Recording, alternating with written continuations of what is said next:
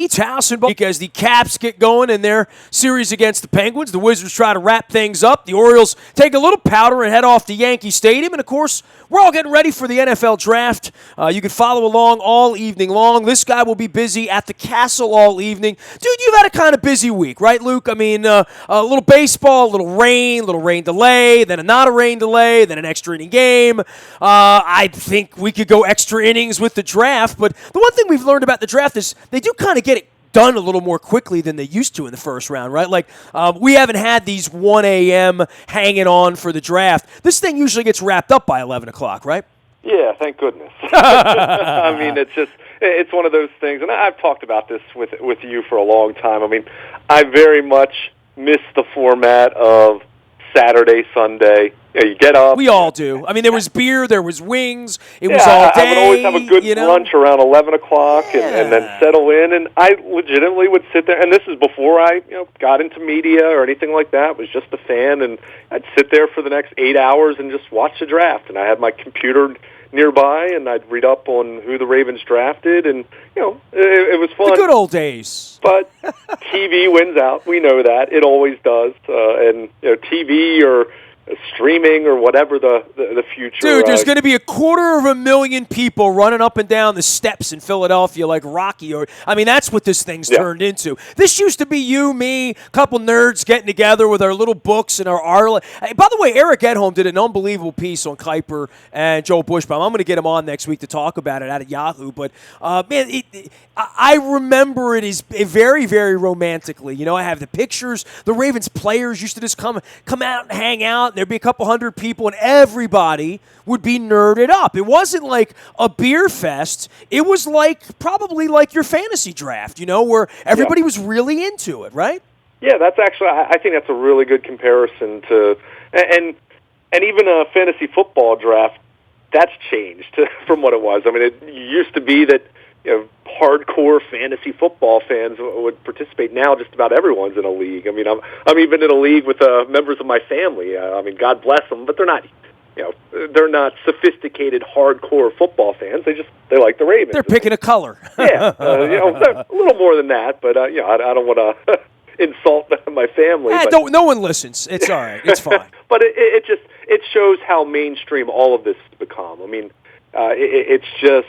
Even if you're not someone who is studying this necessarily, everyone's checking out the mock drafts. I mean, that's just the way it works. And dude, if I can avoid Deion Sanders interviewing any of these guys after they get, if I can just avoid that, I'm going to feel really, really good about my Thursday night. Just show me highlights of the prospects. I mean, that's what I want to see. I get it. They have guys that are in Philadelphia that they're going to talk to, and a few of the interviews will be okay. The rest will just be, the same old thing. But just show me tape of these guys. Show me, if you're one of those guys sitting at that studio table, tell me why Team A drafted this guy. Tell me why he's the right fit. I mean, that's what we want to know. And as much as we all try to dissect this, as much as the Ravens have even talked about this, trying to make it a science as much as possible, Eric DeCosta always says there's a lot more art to this than any of us want to admit or want to acknowledge. But that's true in life, right? About anything, right? Yeah, you're dealing with human beings. I mean, you're investing in people here. As much as you want to look for a wide receiver or an offensive lineman or an edge rusher or a cornerback, certainly the skills, certainly all those measurables, certainly the tape, all of that factors in, but ultimately you're investing in a human being. And a lot of these guys will work out and some of them won't work out, and a select few will be an absolute disaster, quite frankly. And I'm not saying for the Ravens, I'm just saying in general. And they can also be really good people and get hurt, or they can be really bad people and wind up sacking quarterbacks for 14 years in Baltimore. That can happen. Yeah, and one of the top examples. You just mentioned as far as someone getting hurt. I still think back to Sergio Kindle, who, don't get me wrong, there were red flags about him as far as character, things like that. But this is a guy who had suffered a serious injury before he even stepped foot on the practice Dude, I field don't even really for know what he looks like. If I sat next to him on a plane, I wouldn't know him, honestly. Yeah, Like he I was. wouldn't expect most fans to, or most observers to. I mean, he barely saw the field for the Ravens, but it just it really illustrates how much of this can be luck, and how much of this can be a cruel fate, and sometimes you're really lucky, and sometimes you're the Ravens in 1996 and Ray Lewis falls into your lap. It's just it's really amazing how it all works out. But I think we all agree, given the fact that this team's trying to get back to where they were, say, 4 or 5 years ago under John Harbaugh. They had a good draft last year, really an encouraging draft, good early return on that. They need to stack that with another draft very comparable to that. If they do that, Ravens, say what you want about this year, from a big picture standpoint, think they'll be moving in the right direction in a major way then. Last thing for you on football, because I do want to get to the baseball team, even though they're off. Big win on Wednesday night. Luke was out there. You can hear Buck as well as Dylan Bundy and Seth Smith out in the Bahia Toyota Audio Vault, as well as here at WNST throughout the day leading up to the draft. We got a lot of hockey going on around here. But just on the football side, you predicted that they would take the wide receiver out at WNST.net. I know you did that out on social media as well.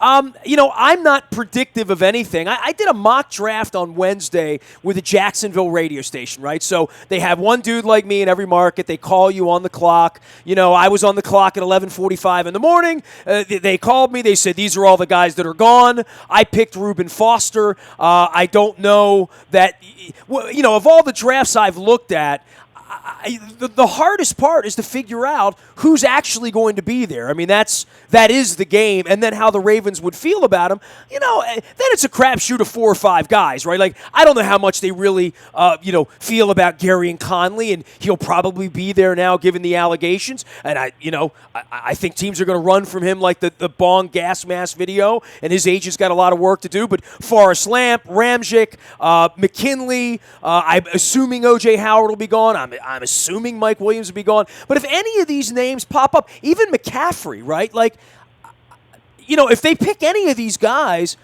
I'm not going to be the guy throwing tomatoes, right? I mean, Derek Barnett, if he falls to them, they're not going to take any of these quarterbacks. If they dealt backward to the Texans to 25 and selected Ramczyk or whomever is there at that point, Cam Robinson, I don't know that I would poo-poo it at this point, but I think that's part of this sort of in Ozzie we trust format that we have around here for 21 years, because quite frankly, we've done a lot of winning around here. Quite frankly, we've done a lot of good drafting around here. That's how these guys, DeCosta, Kukinis, Savage and Newsom, that's how Brian and John have lasted 2 decades as 2 coaches.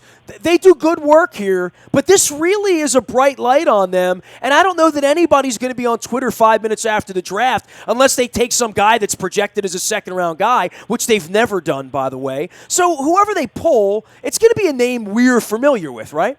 You would think so. You alluded to it. The amount of volatility that you're going to have picking 16th just any year. Sure. It's really difficult to predict that, especially in a year when you don't have a consensus top 2, top 3 kind of quarterback. Some years you have 1, 2, like last year, and then everything else kind of slides into place. But I think about it. As much as you try to pinpoint who the Ravens are going to pick at 16, how many people were correct in predicting that they would draft Ronnie Stanley 6th last year?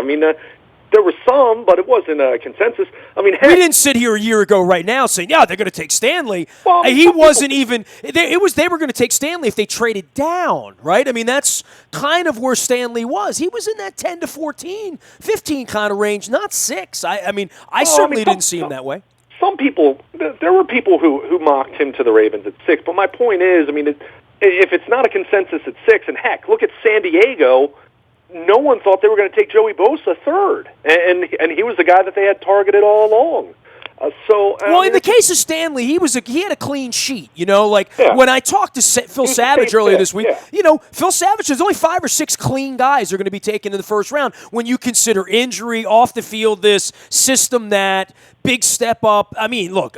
Nobody had a bigger step up than Carson Wentz, right? Like, that'll never happen again. A kid from North Dakota getting picked at that level, right? You wouldn't think so. But getting back to where the Ravens are at 16, And when you have so much volatility, and if you're someone who really looks at the mock drafts and tries to find trends, or at least repeating kind of thoughts, you look at prospects. Even go beyond just the top 3 or 4 picks, and even after the first 2 picks, you've seen some differences of opinion. But you get the prospects, say 6 through 25. Even if there's a consensus on who those players are, you're seeing a lot of difference, a lot of variation as far as how those players are ranked among the draft pundits. Now, that's no guarantee that NFL teams are thinking the same way, but I know Eric DeCosta told the team's official website over the last week that it's been a little harder for him to kind of figure out where every team's going to where players are going to wind up, and he's talked about the fact over the years that he's typically been able to figure out that the Ravens would be guaranteed to come away with 2 or 3 players, like he can pinpoint it to maybe 2 guys, 3 guys. And it's been a little more difficult this year. Now, how much of that is DeCosta just saying that? I'm not sure him admitting that would be giving anyone else an edge. Well, there's not a huge consensus. And, even this morning, people are still a little nervous that the Browns are actually going to take Myles Garrett. I mean, and I would think the 49ers have a myriad of possibilities. And all these teams, I think, want to trade down. And that's pretty typical of how this has gone every 52 weeks, too. I mean, everybody wants to go backwards a little bit because they don't see huge differences between 3 and 13 or like that.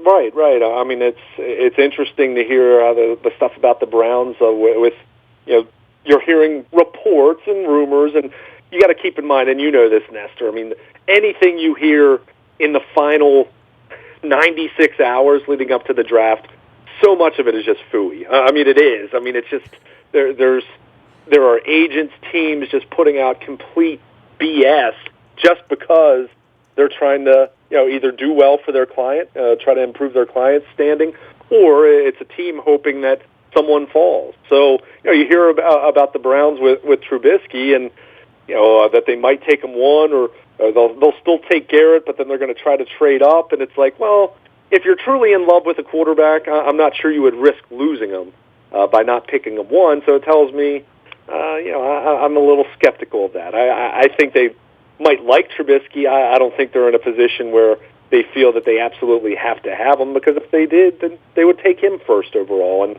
that would be the narrative. And you just called the Cleveland Browns phooey. Did I spell that right? Phooey? Is that right? Well, it's not just, the phooey's out there everywhere. It's just that's what it is right now. It's a great word, by the way. I like that. Well, it's just it's nonsense, whatever you want to call it. Baloney. Yeah, baloney. There's plenty out there. One of my favorites. That's just the kind of roaming around as far as rumors and where guys stand and all of that. It's just you let it play out. But getting back to your point about the Ravens, if they stay at 16, there should be, and it would be really difficult to envision a scenario where there aren't at least 3 or 4 guys sitting there that you would think would be good value and would be addressing a need that they have. You mentioned Christian McCaffrey. There are a lot of people that think he can be a really special kind of talent, not just a running back, but a guy that you can use in a lot of different ways. Probably not, a better version of Danny Woodhead, quite frankly, as far as just the versatility standpoint. McCaffrey, a bigger guy than that. But, it's just, they have so many needs, and as I wrote at WNST.net on Wednesday, that's a blessing and a curse. It's a blessing because it minimizes your need to reach, because they do have a legitimate 5-6 spots where you really say, they need a guy there. Let's face it, they have 2 open jobs in the offensive line. They have, you would presume an open job at wide receiver. They still need an edge rusher. They still could really use a cornerback, even if that's not quite as much of a pressing need since they added Brandon Carr in free agency. But, inside linebacker, you go down the list, there are lots of open spots. So it's a blessing from a standpoint of there's a big talent pool and you shouldn't have to reach. It's a curse because, there was a time 5-6 years ago where it felt like the Ravens drafted more luxury guys, quite frankly. Not that they didn't need to find good football players, but they weren't necessarily needing to find a starter day one to step in immediately. Well, they're in a position they need to find a couple guys who can step in and start immediately, quite frankly. So that's where there is a little more pressure to hit. But whether they stay at 16, whether they trade back, which I think there's a reasonable thought that they could do that. Got to find a team that's willing to move up, though. And I know there's been a lot of smoke over the last week or so of top 10 teams trying to move back because of the depth of talent in this draft, and there not being a lot of differentiation from the 8th pick down to the 20th pick. So it's going to be fascinating. I expect trades. We always see that. The Ravens are going to make a couple trades at some point, whether it's the first round or whether it's maneuvering day 2, early day 3. I expect to see some of that. I expect to see them try to pick up an extra pick or two over the course of the weekend. And I'm with you from the standpoint of, I really don't overreact to any picks that I make. liked Matt Elam, right? We liked Perryman, but I think if they take a wide receiver, as you're predicting, that makes me nervous. It does. It's history, yeah. It's not just for them, but for everybody. Pick 16 wide receivers, go through the history of the draft, and show me all the Hall of Famers. And then show me the Hall of Famers who were guards or linemen or linebackers or those type of positions in this part of the draft. You tend to do better at other positions historically. Well, sure, but at the same time, they need a wide receiver. If you're ever going to find a wide receiver, you can't just stand on the sidelines either. And as much as they've talked about it, and as much as we've seen teams like Pittsburgh, for example, find good wide receiver talent on even day 3, the Ravens have not been the team that's done that. Almost every year you've heard Ozzie Newsome and Eric DeCosta and Joe Ortiz say that we think we can find a wide receiver in any round of this draft. Well, they've said that a lot over the years, and they've taken a lot of late-round wide receivers that haven't done anything either. So, it's not as though I just want them to take a receiver for the sake of doing it, but I think, Corey Davis specifically is the guy that was my official prediction, and it's more of a guess. Honestly, I don't think the Ravens know who they're drafting at this point, because when you're picking 16, it's just really tough to know that, especially in a year when there is so much variation as far as the rankings. So, it's just a matter of they need to find a really good football player. They can't just, clearly can't be a Matt Elam pick. It can't be a complete bust. Everyone understands that. But, this is a year where you got to do better than Courtney Upshaw. You got to do better than Michael Orr. And those weren't terrible picks. Those guys were solid 4-year starters for the Ravens. As much as people try to characterize a guy that doesn't become a Pro Bowler as a bust, that's not the way it works. But, this feels like a draft where, with the talent level and the way people talking that you can find impact starters even in rounds 2 and 3, in that first round, 16th, or whether they trade back 18 or 19 or 21 or wherever they end up picking a football player, this feels like a year where you need to find a guy that, maybe not year 1, but need to find a guy that's a Pro Bowl caliber player, because you would think, and who knows, all the draft experts might end up being wrong when we look back at this 3 years from now, but you would think that there are going to be some Pro Bowl caliber players that are going to be, at least a couple that are going to be there, available when the Ravens pick. They just got to identify the right guy and hope that it works out that way.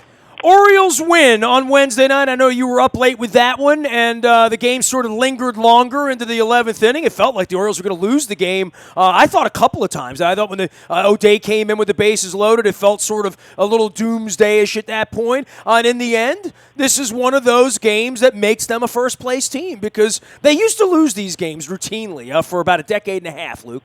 Yeah, and they've found ways to win those games over the last 5 or 6 years. There was nothing overly impressive about this game. Even Dylan Bundy, and this is something that, from a big picture standpoint, a little bit of concern with his velocity. I know Jim Palmer said it on the telecast, but you could see, Bundy's fastball averaging around 89 the first 3 innings. That's down quite a bit. He's not, as a starter, he hasn't been a guy that's sitting 95 miles per hour necessarily, and that's okay. He doesn't have to be that guy, but to this point in the season, he'd kind of been averaging around 92, touch 94, kind of sit in that range. But when he's sitting 88, 89 the first three innings, that's cause for a little bit of concern. Well, we are going to question whether he can do this or not, right? I mean, after the surgery, sure. I think we're going to question that all the way around. And I think that was one of my other massive concerns in predicting that they were going to win 78 games, which they may do by the 4th of July at this point. It was just, there is nobody else. I mean, especially with no Tillman, this kid has to go out and be what he's been. Maybe not a 1.6 ERA, but he has to be able to go out there and take the ball every fifth day and be healthy and be solid and be throwing 92, 93, 94. And clearly on not a chilly night, but sort of a damp night. I keep saying this is going to make for great peaches and corn and tomatoes, Luke, before it's all over with. But, it was not his best night, and he muddled through and still gave you 100 pitches and got you to the 7th inning. If that's a bad night, I'll take it. But if there's an issue, it wouldn't shock me given what he's been through as a young pitcher, and this season will test him because Buck's going to run him out there like a rented mule, and I don't mean that in a bad way. I've just seen the way Buck manages. Dude, you're taking the ball every fifth day. Be a gamer. Here's the ball. Go figure it out. And he figured it out on Wednesday night. Yeah, he did. And, the good side to what I was just talking about, I mean, he averaged right around 89 innings, 1, 2, and 3. The rest of the game, fastball velocity was around 91. Average 91, touched 93.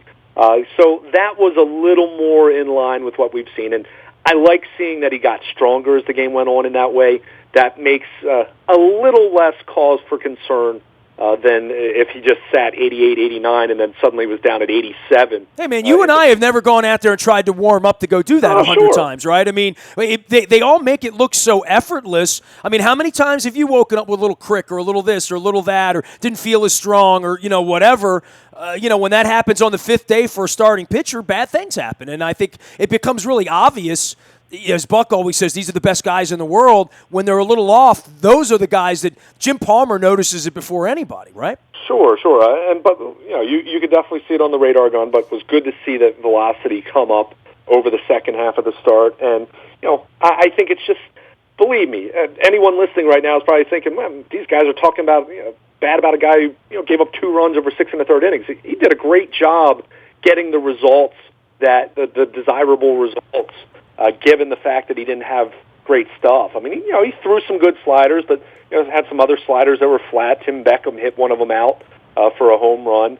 Command wasn't as crisp as we've seen, but he made it work, and that's the sign of a really good pitcher. And maybe the story is last year, if you keep in mind, even in the second half of the season when he moved into the rotation, that they tried to get him an extra day every now and then. Maybe that's still part of the solution. To this point, he's pitched on 4 days rest every single time, except for his second start where they had a couple off days built in there, and he pitched on 5 days rest as opposed to 4 days. Maybe the solution with Bundy to help his arm, keep the velocity where it needs to be is, not saying every time because you're not going to be able to do it every time, but especially once Chris Tillman's back in this rotation, that it's not a bad idea to get Dylan Bundy an extra day when you can, when you have an off day that affords you the possibility that you can push everyone back a day. That might just be something that they decide they need to do. I mean, keep in mind, this is still a lot of uncharted territory. I mean, this is a guy who threw 100-plus innings last year after he'd pitched, hadn't pitched very much at all in the minor leagues the previous 3 years. So it's just, it's something that, as much as we try to research this and talk about innings limits and ways to keep pitchers healthy, there's still a lot of unknown. Every 5th day we're going to be measuring it. I mean, that's just where it's at, and so far so good, right? Absolutely. And again, this is just me saying it's something to monitor. It's not something to be freaked out about necessarily. Buck was asked about it after the game and said, yeah, he saw the radar gun just like everyone else, but they asked him, they continued to ask him if he was feeling okay, and Bundy said he felt good and knew he didn't have his best stuff, but wasn't a case where he was hurt, at least admitting that anyway. I mean, time will tell, I suppose, if he's being truthful or not, but he still made it work, and he still registered a quality start, and just about any pitcher out there, they'll take 2 runs in 6 1/3 innings. I mean, that's baseball today. You don't have guys that consistently go 8 innings or pitching into the 9th inning. So they'll take that, and a 1.65 ERA. You couldn't ask for more than what Dylan Bundy's been able to do with Chris Tillman out, with Kevin Gausman not pitching well at all in April. I mean, he's one of the biggest reasons, if not the biggest reason, why the Orioles are as good as they've been in April. I mean, Dylan Bundy's been terrific. They are 14-6. They get a day off. They're headed up to New York. They're headed to Boston. A great time to be playing well at this point. A great time to get a little rest and get out of some bad weather, maybe get into some better weather going into the weekend. It'll be Gausman and Sabathia on Friday night, Jimenez and Pineda on Saturday afternoon, and that's the box of chocolates for you there while we're watching the draft wrap up. And then on Sunday at 1, it's Miley and Montgomery, and then on to Fenway after that. Luka, 12 hits, 6 walks, and boy, that's Seth Smith. He can do it all, right? Yeah, even a little league home run in the second inning, which was... What the hell was that, man? That was Bad News Bears right there. That was amazing. I mean, I even said it on Twitter at the time, and it wasn't the most descriptive. I mean, try to describe that in 140 characters. I mean, it was just... Dogs and cats and... Yeah, like I said, not an aesthetically pleasing game, but hey, the Orioles found a way to win. Hats off to Jonathan Scope, the game-tying sacrifice fly. As many times as we beat up these guys for situational hitting and not getting a guy in from third base with less than 2 outs, and Scope was able to do it. And then, thank Danny Farquhar for coming in and not being able to throw a strike, and Seth Smith not swinging at a ball, and the Orioles get the walk-off walk for the win. A little anticlimactic finish, but hey, it's a W. And whatever it takes. Whatever it takes is what I say. But, all right, man, you got to get some rest. We're going to be out at the castle all night. We will be first to you if there's any trades, any weirdness on the WNST text service all Thursday night. I am not going to Game 1. I am going to Game 2, 3, 4, 5, 7. However long it takes, I'll be in Pittsburgh broadcasting Monday, Tuesday, and Wednesday. I haven't broken the news to Coach Tomlin yet, Luke, and this is the truth. I booked a room online, and, I Google mapped it up, and I just, I found a spot. So I booked the room, and I am dangerously close to the Steelers facility. That's all I'm going to say. There are going to be rumors started in Pittsburgh next week. So 4 days in Pittsburgh. You have any advice for me, Luke, or no? Just be careful if you're wearing any Ravens stuff. I don't know.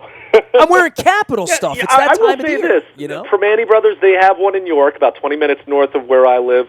It's not bad, man. I hate to say that, but I kind of like it. The whole French fries on the sandwich thing, I don't mind it. I mean, only Yins and not come up with this nonsense. By the way, I hadn't even checked to see if the Pirates are home or not. I'm doing that right now. Hold on here. I got to get. This is the worst part of the year where the schedule online goes from April to May. They're in Cincinnati, so no Pirates for me on Tuesday night. I get a down night in Pittsburgh. What does one do with an extra Tuesday night in Pittsburgh in May? I don't know. I'm going to find out. I am going to go to the Clemente Museum, though. I'm going to do that. That's a good call. That's what I'm going to do. I could definitely. That would be fun. I'm going to do some radio too. But hey, pray for me, man. You're a man of God and religion. I mean, I'm a Caps fan. I need any help we can get here through this week. I mean, the indignity of losing to the Penguins in 5 games or 6 games.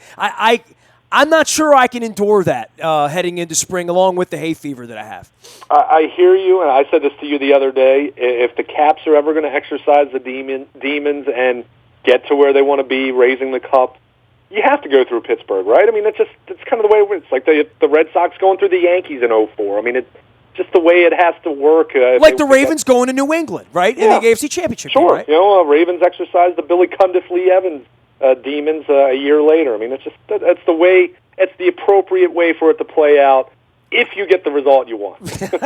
And if you don't, And if you don't, it just adds to the long. I'm making the choke sign on the video right now. But all right, man. Game 1, draft. Orioles off. Orioles in Yankee Stadium. 3 days of drafting. Plenty of hockey. A Game 6 ahead on Friday night for the Wizards. And even and believe it or not, Luke, there are some lacrosse fans out there and some horse racing fans waiting for the Derby next weekend too. So exciting times, and we're going to get better weather. Hang in there, man. It's going to be a long night out at the castle, and I hope that we come away with someone that 20 years from now we can run a bus trip to Canton and talk about, right? That's always the plan. Lofty goal. Can't force that to happen, but the Ravens, they're due for a special player. You hope it comes this year. Cross our fingers. He is Luke Jones, Baltimore Luke, out on Twitter, as well as Luke at WNST.net. All right, you know all the details. The road trips are on sale now. London, Minnesota, Nashville, as well as a big trip to Green Bay. On sale all weekend long. $100 off every person if you purchase before next Friday. So think about it. We'll get you the information out. You can go to the road trips tab at WNST.net. We're going to be all over social media. Facebook, Twitter, LinkedIn, Snapchat, Instagram, streaming live on our Facebook as well as our YouTube WNS TV channel. We're going to be doing some late night radio on Thursday night. Ed and I, as well as Luke and I, recapping the Ravens draft, recapping the Caps. So if you're up late, tune us in, turn us up. That's an old hippie expression, right? Tune in, turn up. I think that's it. Nasty at WNST.net finds me. And, of course, the breaking news all happens first on the WNST Tech Service. That's all brought to you by Coons Ford of Security Boulevard. Dennis will be here getting you ready for the draft as well. He's here each and every Thursday from 3 until 5 with the SSV on WNST. I am Nestor. We are WNST.net, AM 1570 and WNST Towson, Baltimore. And we never stop talking Baltimore sports.